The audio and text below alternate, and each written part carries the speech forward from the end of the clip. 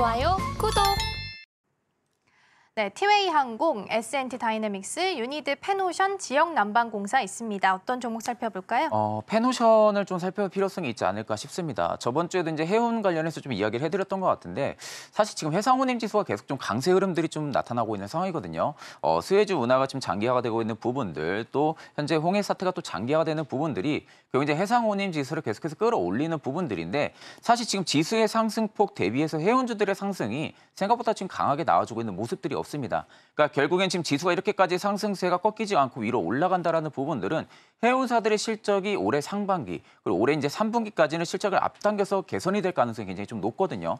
그러면 결국 이제 어닝 시즌이 좀 돌입을 하게 되면 실질적으로 페노션의 실적 부분들도 탄력이 붙을 가능성이 좀 높고 그러면 결국 지금 지수의 상승세에 따라 가지고 좀 테마가 붙었다고 보게 되면은 반대로 플러스로 또 실적 개선에 대한 모멘텀이 또 붙을 가능성이 굉장히 좀 높습니다. 그러니까 결국 해운사들 입장에서는 지금 지수가 계속해서 위로 해상운임 지수가 위로 올라가면 올라갈수록 선박 발주에 대한 물량이 좀 많아질 가능성이 높거든요.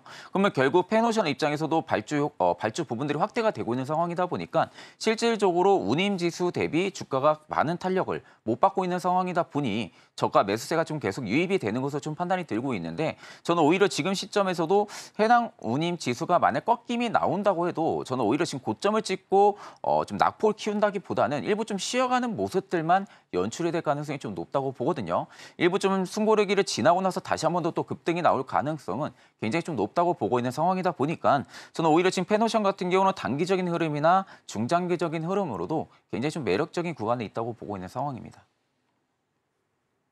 네, 상하이 컨테이너 운임지수가 이제 금요일마다 발표가 되는데 지난주 금요일 기준으로는 3,714선으로 제가 기억을 하는데 거기까지 올라간 것으로 보입니다. 특히나 전주 대비해서 6% 넘게 상승을 했기 때문에 12주 연속 좀 상승하면서 해운주들이 좀 잘 가고 있다라는 부분도 함께 좀 챙겨드리도록 하겠습니다. 이어서 코스닥 시장도 확인해 보도록 하겠습니다.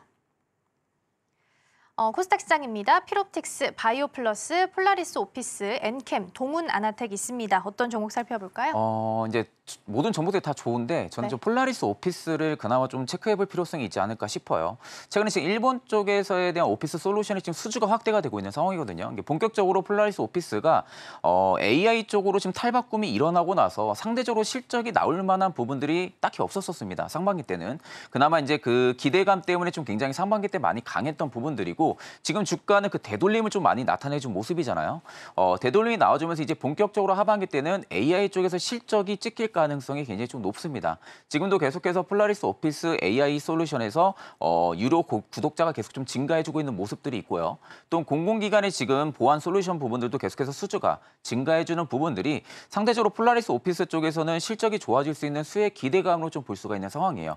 특히 이제 일본 쪽에 대한 모멘텀이 오늘부터 좀 붙을 것으로 판단이 들고 있는데 일단 사업이 계속해서 확대가 되고 있다는 부분들, 그리고 시장은 여전히 AI 중심적인 트렌드에 맞춰져 있다는 부분들이 있어서는 한 번 더 좀 시세가 좀 급등이 나오는 현상들이 나타나줄 가능성이 좀 높다고 보고 있는 상황이고 지금 영업이익률만 놓고 봐도 지금 올해 1분기, 이제 작년 4분기 대비 지금 1% 이상 성장이 나와주고 있는 상황이거든요. 그러니까 점진적으로 올해 1분기부터 계속해서 영업이익률이 퍼센테이지가 좀 올라가 준다고 하게 되면은 실적 성장에 대한 모멘텀까지 좀 붙을 가능성이 높다고 보고 있는 상황입니다.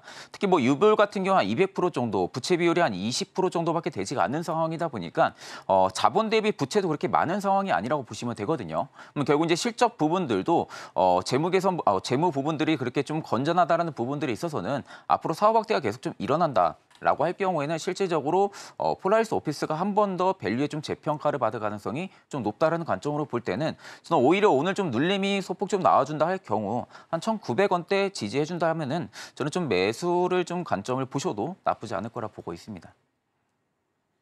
그럼 본부장님 짧게 하나만 질문 드릴게요. 보통 이제 AI 하면 하드웨어 말고 소프트웨어 쪽은 조금 관심을 덜 가졌다라고 볼 수 있을 것 같아요. 그중에서 그러면 소프트웨어 관련 주 중에서 좀 탑픽을 꼽자면 폴라리스 오피스가 제일 괜찮을까요? 실적이 제일 문제인 것 같아서요. 근데 솔직히 지금 챗 GPT나 아니면 AI 쪽 관련해서는 소프트웨어 쪽에 그렇게 그만큼 관심을 많이 못 받았었어요. 그러니까 상대적으로 지금 우리나라 같은 경우 소프트웨어 쪽이 좀 강한 모습들은 좀 없었다 보니까 실제적으로 지금 기대감만 좀 주가에 많이 담겨졌던 부분들인데 상대적으로 결국 이제 AI 즉 챗 GPT 쪽을 내가 투자를 한다고 했을 경우에는 결국엔 기대감 플러스 실적이 붙는 기업들이 좀 따라가야 된단 말이죠. 거죠. 그러면 결국 이제 폴라리스 오피스 같은 경우가 지금 모든 사업군들이 AI 중심적으로 받쳐져 있는 상황이에요. 그러니까 다른 기업들 같은 경우는 AI의 사업 부분을 일부 쪼개가지고 어느 정도 사업 부분을 가져간다고 하게 되면은 지금 폴라리스 오피스, 즉 폴라리스 그룹주들 같은 경우가 전반적으로 모든 회사들이 지금 AI 쪽에 거의 100% 지금 밸류체인이 잡혀 있는 상황이거든요.